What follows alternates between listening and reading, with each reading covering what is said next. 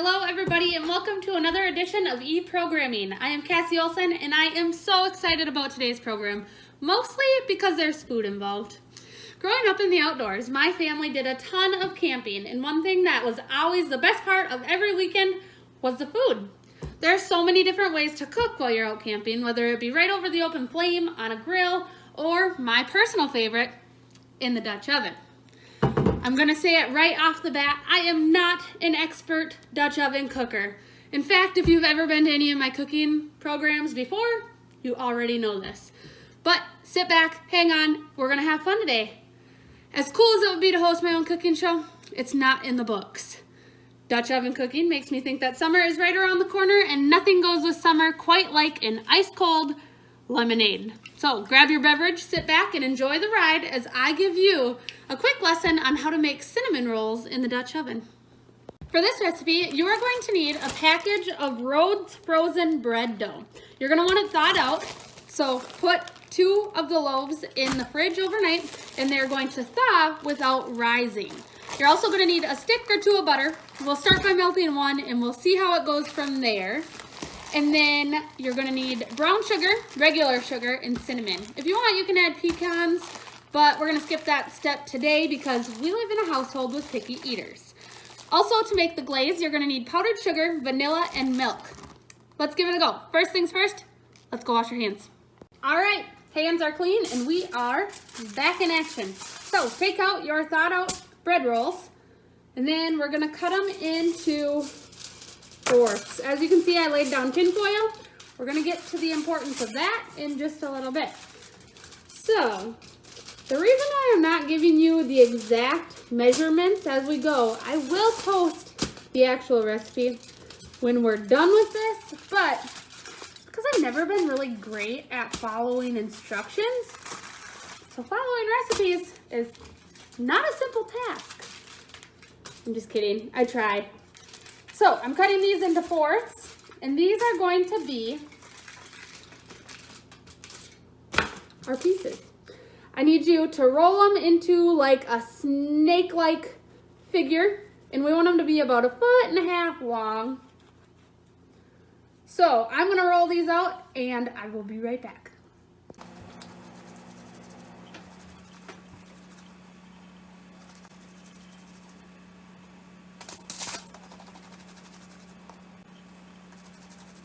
All right, my little snaky guys are made, and they are already starting to rise. So we're gonna have to bust through this next step pretty quick.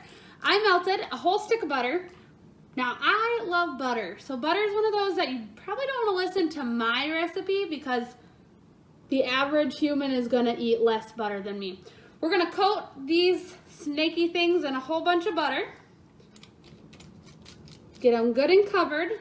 And then I will tell you, the tin foil is there right now to kind of protect the countertops from getting butter all over them and to put the dough on something. But when we're done with this, we are going to put a bunch of brown sugar, and cinnamon on there. And then we're gonna roll them and sprinkle it over top of the dough. So it's gonna be delicious. Probably pretty buttery. Probably pretty sweet, but you guys can adjust it however you want to adjust it, what works for your family. So I got butter on the top of these. I'm gonna roll them over, do the bottom, and then I will be back to show you how to put the sugar on. Alrighty, everything is good and buttered. I put out a new piece of tin foil that we're gonna coat them in. I've mixed my brown sugar and regular sugar in, and I did about 1/2 cup each. Now I'm gonna dump a little bit of cinnamon in there. Mix it up good, and then it's time for the fun stuff. All right. Think it's good and mixed. We'll pour it out on top of our piece of tin foil, and here we go. We'll take the first piece, lay it down in the cinnamon sugar mix, and just roll it around a few times to get a good coating on it. So you're gonna go through with that on all of them, and then we're gonna have to get creative so you can see this. We're gonna coil this up into a little ball, or not really a ball, kind of, well, exactly what you think a cinnamon roll would look like. And then put it right into the middle of your Dutch oven. So, let me show you. This is the really big mess that I have going on right now, and this is what it looks like in my pan. I had just a hair bit of butter left, and I tossed it inside the bottom of the pan. So I rubbed it around on there. That way, there's a little bit of grease on the bottom of the pan. If you don't have any leftover butter, you can feel free to spray the bottom of your pan just a little bit more so you don't have a mess at the end. Alrighty, here is my giant cinnamon roll. If you wanted to, you could do them all individual, like we did on the first piece, and then put them around your pan. But I thought this was a little bit more fun, so I made a giant one.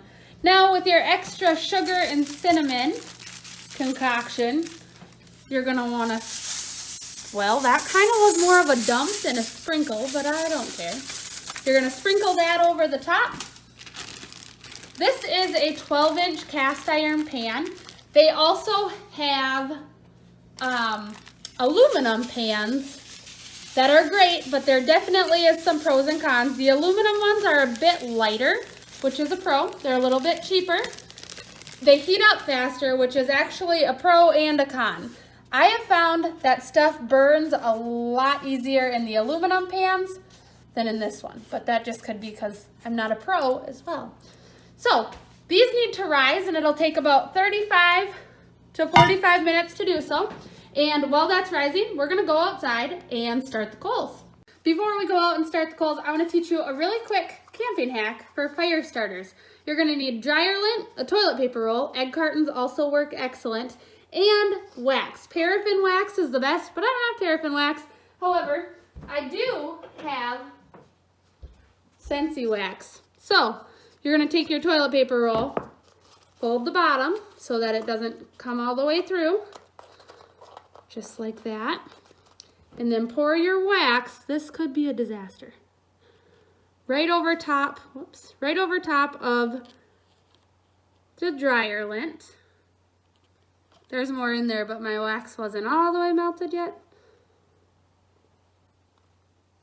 And that'll hold it in place, and this will burn for quite a long time. So I found that these work excellent for getting wood to start because the dryer lint is very flammable and the wax makes it last longer. Okay, grab an adult and we are gonna start these coals. So you have your handy little fire starter. We'll get that started and I'll put it right under there. All right, so I got my fire started and I'm gonna set it right on the ground and put my chimney right over top. We'll pour some coals in.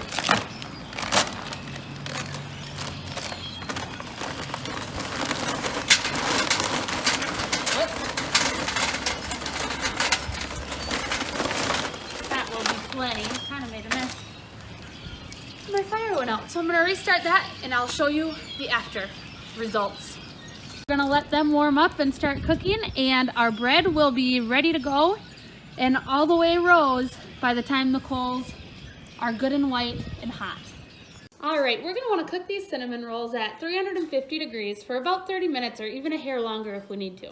There's a cool trick to getting the temperature correct in a Dutch oven, but there's also many things that could affect the temperature, such as wind, outside temperature, or elevation. So this is just a general rule of thumb to find 325. First, you need to know the diameter of the Dutch oven that you're using. We're using a 12-inch Dutch oven. Now, you'll add 3 inches to the diameter number to find out how many coals go on top. So 12 plus 3 equals 15. Now you'll subtract 3 from the diameter and you'll get 9, which is how many coals go on the bottom. This is how to get our Dutch oven to 325. However, we need it to be 350. So for every 2 coals that we add or subtract, this will either add or subtract 25 degrees. So we're gonna need to add 2 on the top, making it 17, and then 2 on the bottom, making it 11. This is not an exact science, so you're gonna have to play around with it for a little bit to figure it out, but it should work for what we need today. All right, as you can see, my coals are very nice and white. They're super hot. Some of them are still glowing red. And my dough has risen and it looks excellent. So, how many did we say we needed on the bottom? 9. And we need 15 on top. So let's space them out nice and even. 1, 2, 3, 4, 5, 6, 7, 8, 9. Excellent. All right, now we're gonna very carefully set our Dutch oven centered as best as we can on top of that. And we're gonna put 15 on top of that. 4, 7, 8, 9, 10, 11, 12, 13, 14, 15. So as these cool off, we may need to add a few throughout the process. One cool trick is when they get white like this, that outside coat kind of holds some of that heat in. So we can knock some of that outside stuff off to a little bit more heat out. And then we're set. So we'll let these start cooking and we will check back in a few minutes. Okay, we screwed up. We need 17 on top and 11 on bottom. So I'm gonna add 2 more on top and 2 more on bottom, and then we're in action. Okay, right here I can give you a good example of breaking off that outer coating. See how they kind of crumble? We might need to toss a few more on. I've found that the more you pay for your coals, the better off you're gonna be. Just pay for the name brand right off the bat because they stay hotter for longer. So while we're here, let's take a quick little look. Ooh, it's looking good. It was on like this. We want to rotate it 90 degrees so that if some areas are hotter on top, they will cook evenly. We also want to pick it up by the handle and rotate it the same that way too. So we're going to keep on letting it cook and we'll check back in a little bit. All right, let's take a little peek. I think we are about ready. So I'm going to turn this and I'm going to go inside and put together our icing. And by the time that's ready, we will be ready to eat. All right, we are going to quick throw together the icing. And I'm kind of going to measure on this one actually. I'm going to need 2.5 cups of powdered sugar. But I can never keep track of all of my measuring cups at one time. So we're kind of still guessing. So that's roughly 2.5 cups. And then we need 2.5 tablespoons of milk. That's probably about 2.5 tablespoons. And 2 teaspoons of vanilla. 1. Whoops, that was more than 2 teaspoons. Close enough. So we'll stir it up and we should be ready to pour it over. You can add more of anything as you need to. We'll do a little taste test before we pour it over. So while I'm stirring this, I want to chat about tomorrow or Wednesday's, our challenge for today. It's going to be a little tricky. First of all, I want you to go on a senses hike.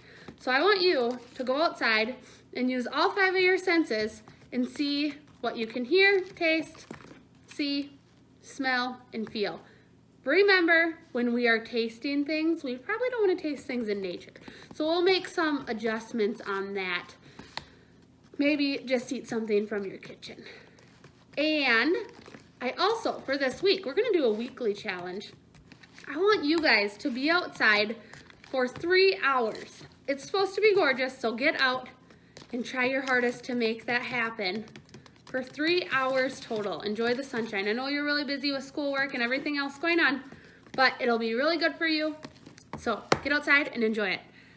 By the time I get outside, I'll have this stirred up and ready to pour on, and then I will show you our final results. It's gonna be delicious.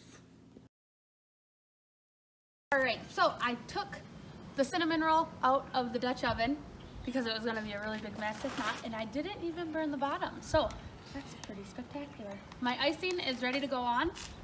We're just gonna pour it right over the top like this.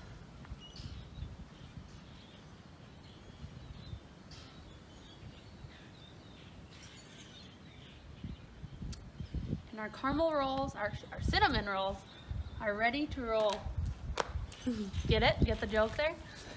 All right, well, we will see you Wednesday for another program right in the park. We're gonna go enjoy a cinnamon roll with our supper. So, see you Wednesday, and thanks for tuning in. Bye. Do you want to try a bite? Oh no, sit down. You want to try it? Okay. How is it? Crunchy? Is it edible? You want more, so it must be pretty good. Thanks for being my official taste tester.